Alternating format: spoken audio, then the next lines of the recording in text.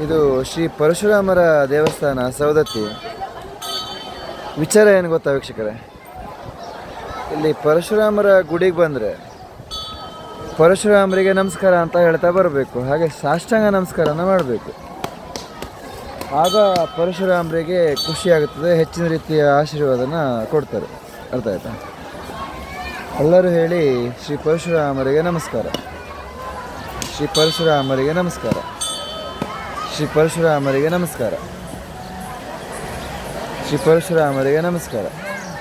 ಹಾಗೆ ಅಲ್ಲಿ ತಾಯಿ ರೇಣುಕಾದೇವಿ ಗುಡಿಗೆ ಹೋದರೂ ಹಾಗೆ ಅಲ್ಲಿ ರೇಣುಕಾದೇವಿಗೆ ನಮಸ್ಕಾರ ಅಂತ ಹೇಳ್ತಾ ಹೋಗಬೇಕು.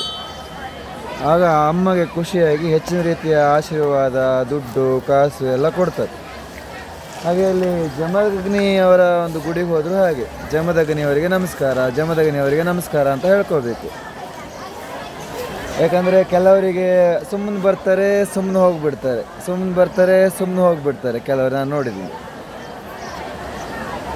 ಹೆಚ್ಚಿನ ರೀತಿಯ ನಮಗೆ ಆಶೀರ್ವಾದ ಸಿಗಬೇಕು ಅಂದರೆ ಪರಶುರಾಮರಿಗೆ ನಮಸ್ಕಾರ, ಜಮದಗ್ನಿಯವರಿಗೆ ನಮಸ್ಕಾರ, ರೇಣುಕಾದೇವಿಗೆ ನಮಸ್ಕಾರ ಅಂತ ಹೇಳ್ಕೊಂಡು ನಮಸ್ಕಾರ ಮಾಡಬೇಕು, ಸಾಷ್ಟಾಂಗ ನಮಸ್ಕಾರ ಮಾಡಬೇಕು.